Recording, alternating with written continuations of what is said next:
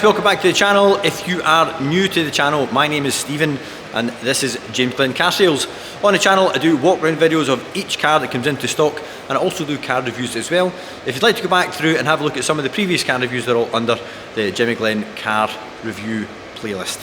The video is also sponsored by WeWon'tBuyAnyCar.com. If you are looking for a valuation on your sports or prestige vehicle, you can do that by clicking the link just up here, and that's actually us as well. So without further ado, let's get a look around this mineral grey BMW M4 that I have for you today. Once the camera settles down. In my humble opinion, a convertible always has to have a contrast interior, and I think the Sakia orange leather and the mineral grey paintwork worked really well together. Condition wise, let's get a good look over the front of the car. Just looking for any blemishes, any stone chips. There is one or two little chips on the bonnet, just here and here, but certainly nothing too evasive. Evasive? Let's see, that's not a good descriptive word. Nothing too serious. The light lenses are all in good condition, and the lower section of the front bumper, again, that's all in really good condition. But being a low mileage car, stone chips really should be at a minimum. All the cars here at James Glen are also fully detailed, and as you can see, the LED garage lights reflecting in the paintwork, just confirming there is absolutely no swirl in the bodywork. Looking down the length of the passenger side, picking up that lovely Dakar orange M4 converted coupe in the background there, and the light coming in through the windows, we can see that the paintwork is all in excellent condition, with no chips or marks. Front wheel on the passenger side, free from any marks or damage. And we've got a Michelin, we have a Continental Sport Contact 7, and also the calipers are all still nice, bright and blue as well. The face of the disc will show a little bit of corrosion or rust. That's because it has just recently been washed, and the the alloy wheel cleaner does tend to react very quickly with the face of this or the face of the discs. And looking down the length of the passenger side from the rear, you can see it's all nice and clear from this end as well. While we're down at this corner, we can take a look at the rear bumper corner, just make sure that there's no scuffs or any little marks. And we'll take another look at the rear wheel on the passenger side. During prep we fitted two new tyres in the rear, and at James Glen we don't fit budgets or mid-range tyres. It had like for like Continental Sport Contact 7 tyres, and you can see the brake disc all nice and clean, in the caliper it's all nice and blue as well. While we're here, we'll take a little look in the inside. So we've got carbon inlays on the dash. You can see the little button on the steering coil in there, confirming we've got the heated steering wheel. And point down in the centre console, we can see that the carbon fibre trim is all in excellent condition, and these little buttons indicate we've also got air scarfs, which is these, the vents just on the backrest underneath the headrest there.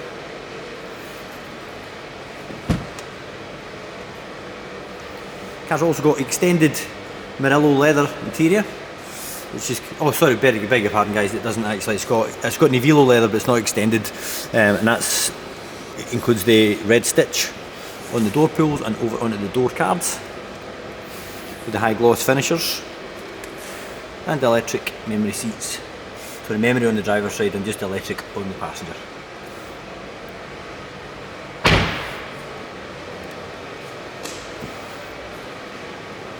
So moving around to the rear, you see we've got the trademark 4 exhaust pipes out the back. The car does also have a valved exhaust, so you can have it nice and loud when you're in the mood, or if you want to be a little bit more discreet, you can close off the exhaust valves and make it nice and quiet. That's the neighbour friendly mode, we call it. So while the boot is packed away, the roof is packed away, you can also press this button just here, and that allows you extra access into the boot without having to put the roof back up.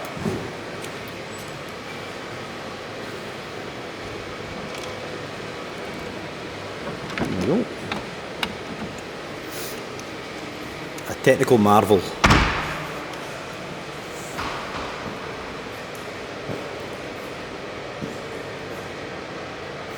So looking down the length of the driver's side, you can pick up all those lovely reflections from the floor and the paintwork, confirming everything is all nice, clean and free from any marks or damage. Driver's side wheel on the rear, free from any marks. Disc is all nice and clean in there as well. I'm just working my way down to the final angle.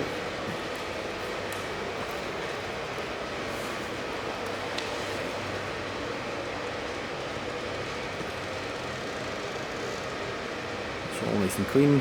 While we're here, we can take another look at the front end. See, there's a tiny little mark just down here at the very, very bottom, and there's also a small mark just on the outer rim of the wheel, which we'll have touched in. It's literally less than, smaller than my nails, which is saying something for somebody that bites their nails. We're moving on to the inside of the car.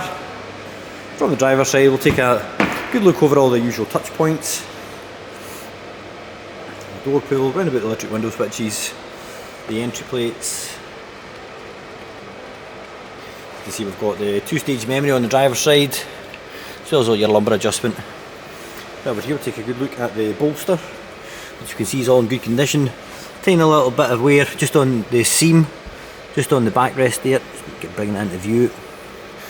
But certainly the bolster hasn't lost any shape, and the base of the seat isn't sagging or anything. It's all wearing as well as you'd expect for a car with such low mileage. The steering wheel itself, all nice and matte all the way right round, with no shiny 2 o'clock position. Now we'll hop in and get the car started. Confirm the mileage, let you hear it, and pop the roof up. There we are. So we'll come up asking to check the tyre pressures. This is because the tyres have literally just been fitted and you need to drive it to calibrate the tyre pressures. So if we pop the car into Sport Plus, you can really hear the difference in the volume of the exhaust. So the car is cold, so don't want to rev it too hard. But that'll just give you an idea of just what it sounds like, and then again, when we put the car back into efficient, it really does quieten it down quite dramatically. Current mileage 31,666. And now we will put the roof up.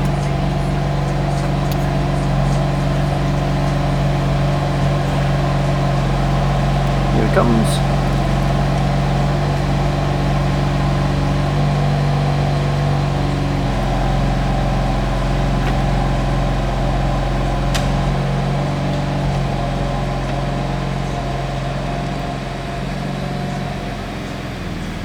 Goes from being a drop top to a proper tin top 4-seater coupe.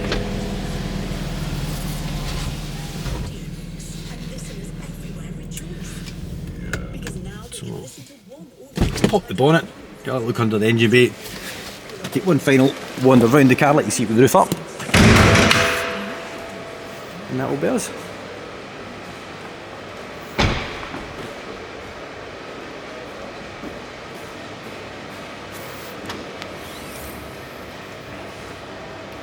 I absolutely love the carbon fibre strut brace. Just dominates the whole engine bay. Looks absolutely fantastic. So this is what BMW refer to as a S55. It's an inline straight 6 3 litre twin turbo petrol, and it produces 420 brake horsepower. This is your charge cooler, and as you can see over the engine bay, everything is all completely stock and unmodified.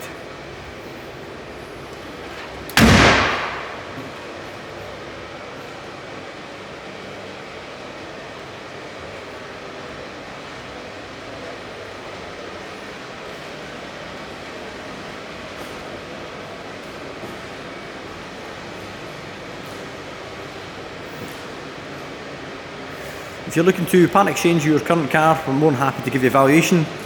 Just drop the garage an email or give us a call. All our contact details will be available in the link to the car, which will be in the description below. We can also organise finance for you if you need some assistance with funding. And also, if you've got any questions, as I mentioned at the start of the video, guys, either leave it in the comments, we'll always reply, or just click the link and drop us an email and with the nature of your inquiry, and we'll come back to you as quick as we can.